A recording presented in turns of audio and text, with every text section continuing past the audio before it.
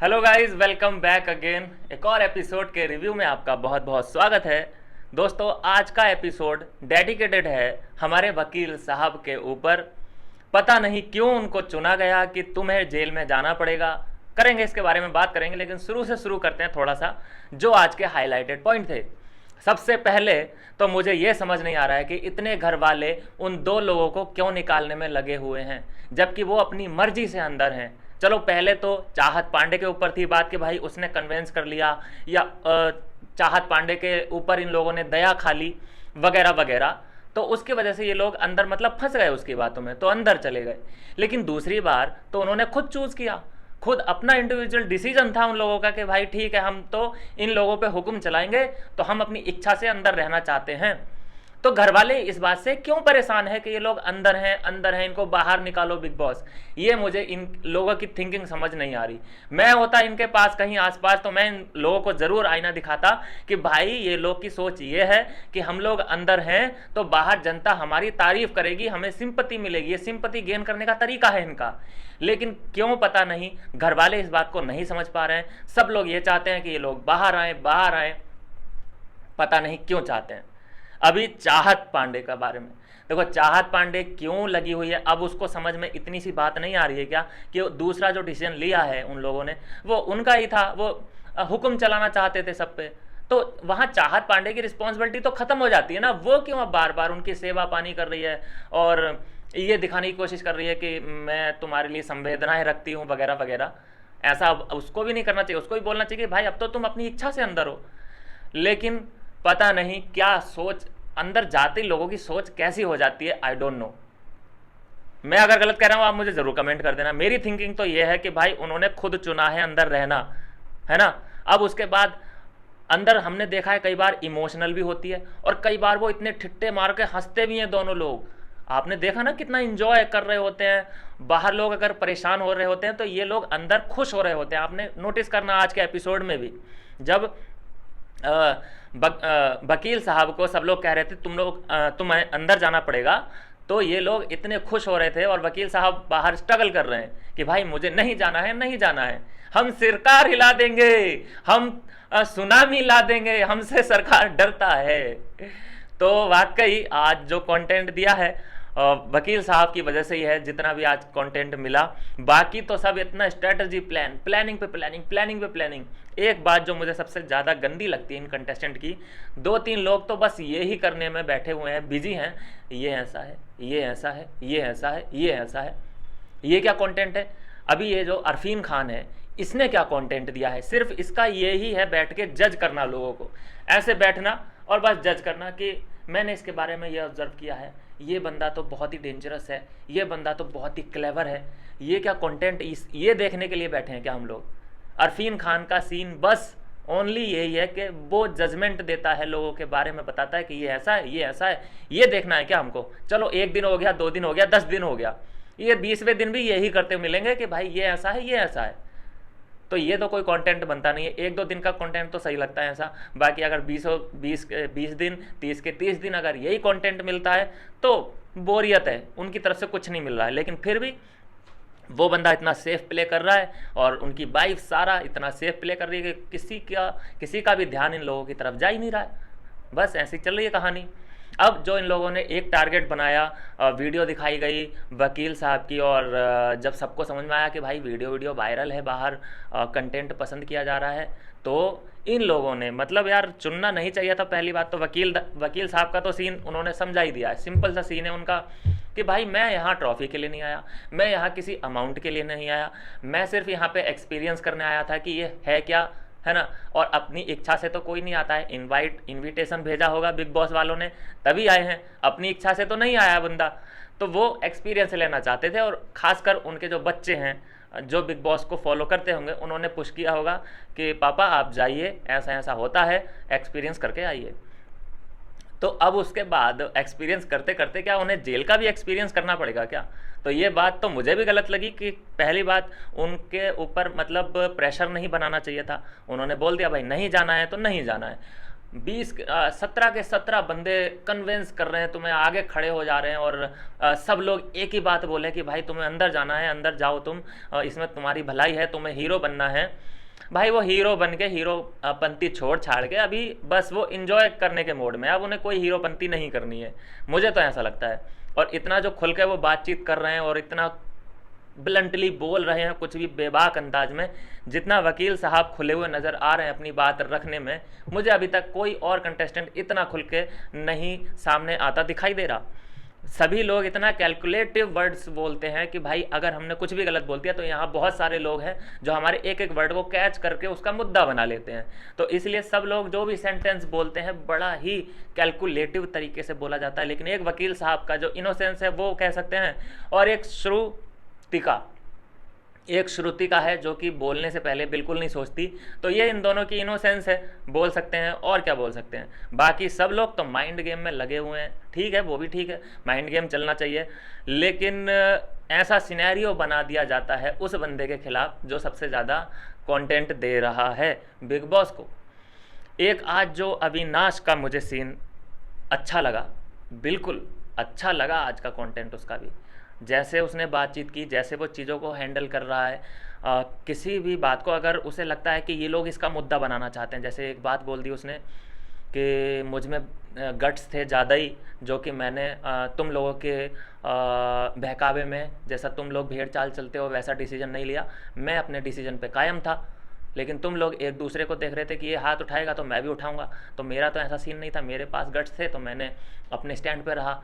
तो बाकी लोगों ने मुद्दा बनाना चाहा उसका कि भाई इसका क्या मतलब है कि तुझ में ही हिम्मत है, मतलब तुझे चूज़ कर लिया बिग बॉस ने तो तू राइट हो गया, हम रॉन्ग हो गए।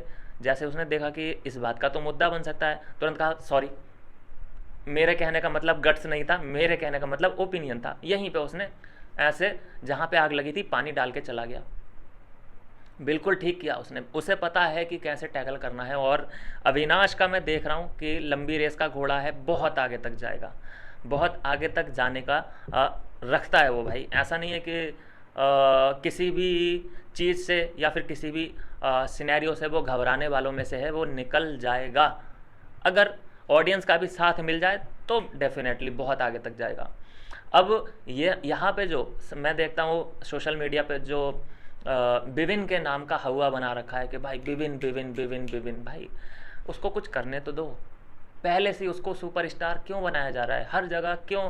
पीआर टीम, आप देख रहे हैं, जो रील देखते होंगे आप, एडिट्स देखते होंगे कहीं पे भी, ये बहुत बड़ी पीआर टीम है उसकी लगी हुई, और वो एक एक बात को कैच करके एडिटिंग करके आपको परोस देती है, और जिसकी वजह से आप इम्प्रेस हो जाते हो और कमेंट वहाँ पे कराते हो कि भैया बिग बॉस 18 का विनर विविन। अभी कुछ भी नहीं उखाड़ा है उसने, हो सकता है मुझे भी पसंद आ जाए, अभी तक तो मुझे कोई उसकी हरकत मुझे पसंद आई नहीं है।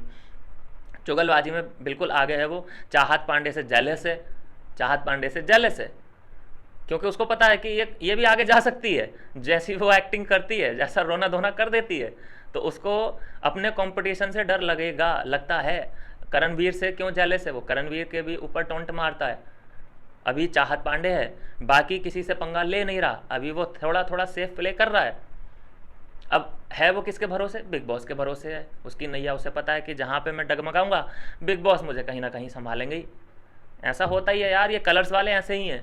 हमने पिछले सीजन में देखा था 17 सीजन में नील को कितना सपोर्ट किया था कलर्स वालों ने, और आज देख लीजिए नील का एक और प्रोग्राम चालू होने वाला है, नया ड्रामा शुरू हो चुका है, मतलब कलर्स वालों ने ले लिया है।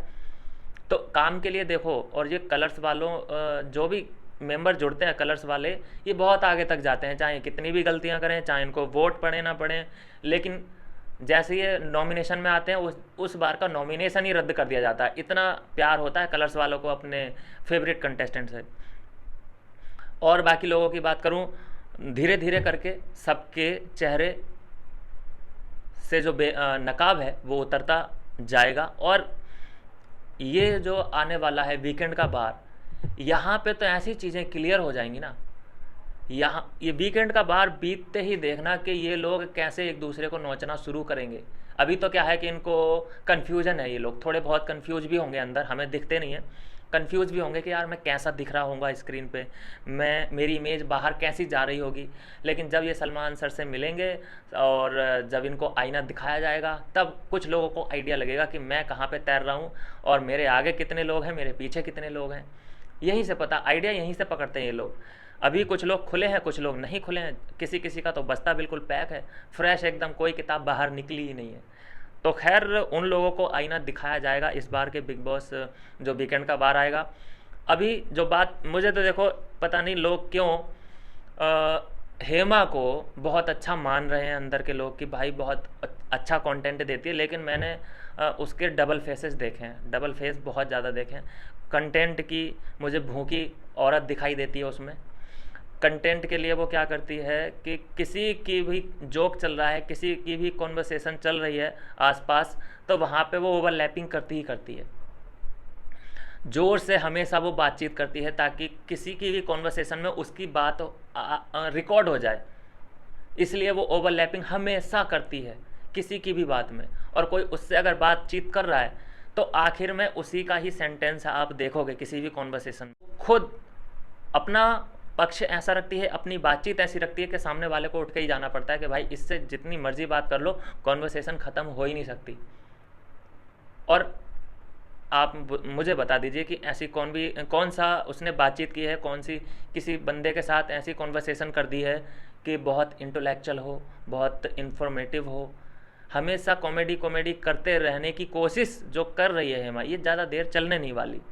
डबल फेस देखो दिख चुका है, जब बिग बॉस ने भी पकड़ा, और सिंपैथी लेने की जो कोशिश बग्गा साहब खुद पिघलते नज़र आ रहे हैं कि मुझे रहने दीजिए जेल के अंदर, हेमा जी को ज़्यादा ज़रूरत है।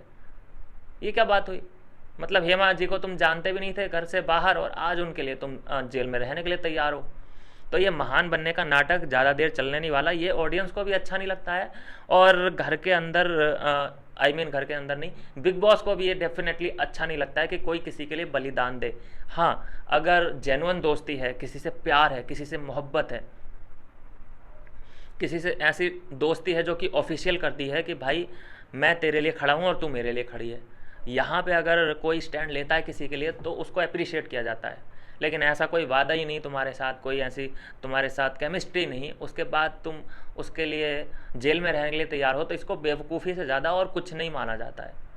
रजत दलाल के दोस्तों में बताऊं, लाइव फीड में बहुत सी कॉन्वर्सेशन हुई हैं अलग अलग मेंबर से, अलग अलग कंटेस्टेंट से लेकिन रजत दलाल का स्क्रीन टाइम बहुत ही कम है, इतना दिखाई नहीं दिया है एपिसोड में। पूरा एपिसोड में बताऊं 45 मिनट तो आप ऐड देख रहे हो, मात्र 1 घंटे का कंटेंट आपको दिखाया जाता है। लेकिन कंटेंट आजकल इतना एंटरटेनिंग चल रहा है कि पता ही नहीं चलता है कि कब पूरा एपिसोड ख़त्म हो जाता है। तीसरे सेशन में ये दिखाया जा रहा है विवेन को कि भैया चाहत पांडे मेरे से ये कह रही है कि तू तड़ाक करके मेरे से बात नहीं करना है। भाई उसको नहीं पसंद है तो मत करो, मुझे भी तो पसंद नहीं है भाई। होता है किसी किसी को, होता है कि तू मेरे घर का कोई बंदा नहीं, तू मेरा कोई ऐसा बेस्ट बडी नहीं है जो कि मैं तुझसे तू करके बुलवाऊँ। तू यहाँ पे मिला है, जानते हैं मानते हैं इस बात को, लेकिन ये नहीं है कि इसका मतलब तू करके मुझे बोले। ये होता है, किसी किसी में प्रॉब्लम नहीं होता, लेकिन जो अपने आप को तू करके नहीं बुलवाना चाहता उसको, उसके साथ ये प्रॉब्लम होता है कि अगर कोई उसे तू करके बोले तो ऐसा लगता है कि गाली दे रहा है मुझे, या फिर ये मुझे कुछ समझता नहीं है। तो मुझे लगता है बिल्कुल यहाँ चाहत पांडे का स्टैंड बिल्कुल क्लियर और सही था। बाकी हर जगह वो गलत हो सकती है, मैं उसकी उन चीज़ों में सपोर्ट नहीं करता, जैसा वो डिसीजन ले रही है, रो रो के दिखा देती है, उन सब की बात नहीं कर रहा यहाँ पे। लेकिन वो बिल्कुल सही थी जो उसने विवेन से बात की है कि मैं जब आपको आप करके बोल रही हूँ, तुम करके बोल रही हूँ, तो तुम मुझे आप या तुम करके बोलो। तो इतने में विवेन का जो है एरोगेंट और ईगो बीच में आ गया कि भाई मैं तुम्हें आप करके तो नहीं बोल सकता, तुम चल जाएगा। पहली बात तो ये दोनों एक दूसरे से बात ही नहीं करने वाले हैं, क्योंकि विवेन चाहता है कि मैं ऐसे तू करके बोलूं, और उसकी चाहत पांडे की ये आदत नहीं है कि वो किसी को तू करके बोले, वो आप ही करके बोलेगी। बाकी आज का जो मुझे गेम लगा सबसे बढ़िया, जो एंटरटेनमेंट दिया है वो वकील साहब ने दिया है। बाकी सब लोग उनके आड़ में छुपते नज़र आए हैं कंटेंट के मामले में। अविनाश ने आज बहुत स्मार्ट प्ले किया है, वेल डन, बहुत आगे तक जाएगा ये लड़का, बहुत अच्छा खेल रहा है। अविनाश के पीछे पीछे कहीं ना कहीं ईशा भी है ही, क्योंकि ईशा अविनाश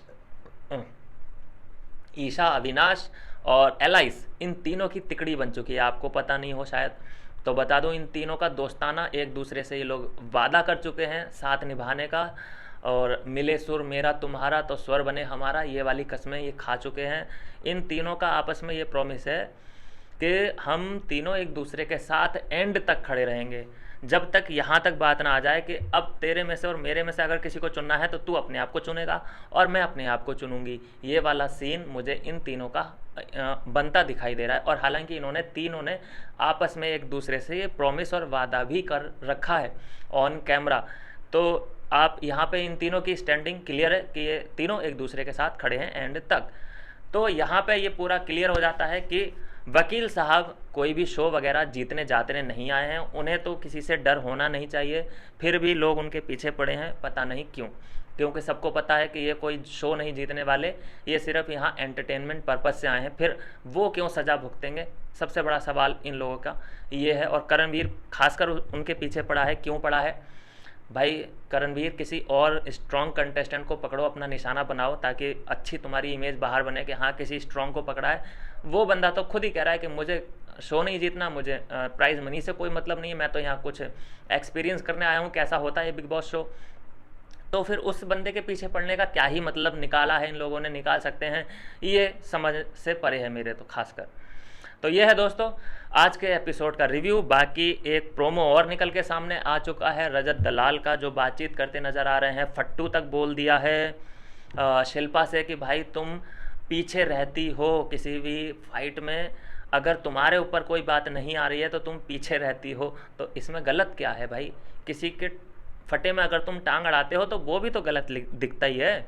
जैसे शहजादा हमें 2-3 फाइट में दिखाई दे गया, उसकी कोई फाइट होती नहीं है लेकिन वो अपना पहुंच जाता है झंडा लेके और दूसरे की हो रही फाइट को वो अपना बना लेता है, तो वो भी तो व्यूअर को अच्छा नहीं लगता। तो यहाँ पे पता नहीं शहजादे के भड़कावे में आ गया रजत दलाल, या फिर खुद की उसकी अपनी थिंकिंग है कि उसने सोच लिया ऐसा और वो शिल्पा जी के ऊपर टूट पड़ा है और फट्टू तक बोल दिया कि शिल्पा फट्टू। और ये प्रोमो आपने देख ही लिया होगा, बहुत ही सबके सामने ऐसी चीज़ें बोल देना खैर यहाँ से यहाँ तक तो हाइप लेके जाएगा ही जाएगा बंदा, कोई बात नहीं। लेकिन एक जो इमेज बनाई जा रही थी, जैसा व्यूअर लोग सोच रहे थे, ऑडियंस सोच रही थी कि भाई शिल्पा जी निकलेंगी पूजा भट्ट की तरह, रूल करना, लोगों पे हुक्म चलाना, ऐसा था। बिल्कुल पूजा यार बिल्कुल अलग पर्सनैलिटी है, वो बहुत ज़्यादा एरोगेंट है, एटीट्यूड है, अपने आगे किसी को ना समझने वाला एटीट्यूड है। लेकिन शिल्पा का ऐसा नहीं है, खासकर शिल्पा अच्छा खासा काम कर रही है, सबको खाना वाना खिलाती है। बाकी इतना यहाँ तक जो 4 एपिसोड हुए हैं यहाँ तक तो यही लग रहा है कि ठीक है वो अभी तक के लिए। लेकिन अब आप उससे ये एक्सपेक्ट कर रहे हो शिल्पा से कि तुम दूसरे की लड़ाई में भी अपना ओपिनियन रखो और दूसरे की लड़ाई को भी अपना बना लो, तो ये भी तो गलत बात है। अभी वो दिन नहीं आया है, कम से कम 1 हफ्ता बीतने दो, उसके बाद देख लो ये सब चीज़ें। अब आने वाला है वीकेंड का वार, ठीक है? वीकेंड के वार पे मैं बताऊं अपना ओपिनियन कि कौन कौन नप सकता है। सबसे पहले कौन नपेगा? सबसे पहले हेमा नपेगी, बहुत बुरी तरीके से नपने वाली है। जो मैंने आपको बता दिया इस वीडियो में कि जब उसको मौका दिया गया था कि तुम बाहर निकल जाओ तो नहीं निकली, यहाँ पे पकड़ा जाएगा उसको कि क्यों नहीं निकली, क्योंकि यही बात बिग बॉस ने भी 2 बार बता दी कि तुम्हें जब मौका मिला था तो क्यों नहीं निकली। तो यही बात सलमान सर भी पूछेंगे और उसे जवाब देना पड़ेगा, और जवाब नहीं देगी, मुझे पता है वो नहीं दे पाएगी जवाब। एक असली वाला जो हथियार है वो रोने का, साड़ी पहन रखी होगी और रो के मैडम दिखा देंगी, बस यही आखिरी रास्ता है। दूसरा वीकेंड के बार पे जो क्लास लग सकती है मैं बताऊं, वो रजत दलाल की भी लग सकती है। रजत दलाल की इस वजह से लग सकती है कि जो भी वो टॉपिक उछालता है, ऑब्जेक्शन किसी भी चीज़ से रजत को होता है, तो वो उसको 1 दिन नहीं, 2 दिन नहीं, 3 दिन तक जाता है। जैसे कि अविनाश का जो सीन था कि मेरे मन में था तो मैंने बोल दिया, मेरी मर्जी, ये सीन, ये जो बात थी, ये जो एक सेंटेंस था, ये 3 दिन तक चला था। तो ये अच्छा नहीं लगता है। एक जो भी आपका मूवमेंट है, जो भी आपकी फ़ाइट है, वो 1 दिन से ज़्यादा आगे तक जानी नहीं चाहिए। उससे क्या है, ऑडियंस बोर होने लगती है कि यार ये फिर से पुरानी बात उठा के लेके आ गया। दूसरा मुद्दा जो रजत दलाल का एक और था चाहत पांडे के लिए, कि सेब टमाटर उसके ऊपर फेंके गए थे, वो आपको कल देखने को मिलेगा। वो भी पता नहीं कितने दिन तक और चलने वाला है। तो ऐसा ही है सीन, मैंने बता दिया आपको कि कोई भी झगड़ा है लंबा खिंचता हुआ अच्छा नहीं लगता है। एक दिन तक ठीक है, एक एपिसोड तक ठीक है, उसको जैसे सुबह सुबह शुरू होता है शाम तक ख़त्म हो जाना चाहिए। शाम को अगर कोई मुद्दा शुरू हुआ है तो वो सुबह तक एंड हो जाना चाहिए, उसमें ज़्यादा मज़ेदारी है। लेकिन रजत दलाल हर बंदे से अलग अलग जाके एक ही टॉपिक के बारे में जो डिस्कशन करता है ना, वो थोड़ा सा इरिटेटिंग लंबा खिंचने लगता है। तो ये है दोस्तों आज के एपिसोड का रिव्यू। कमेंट शेयर सब्सक्राइब सब कर दो यार।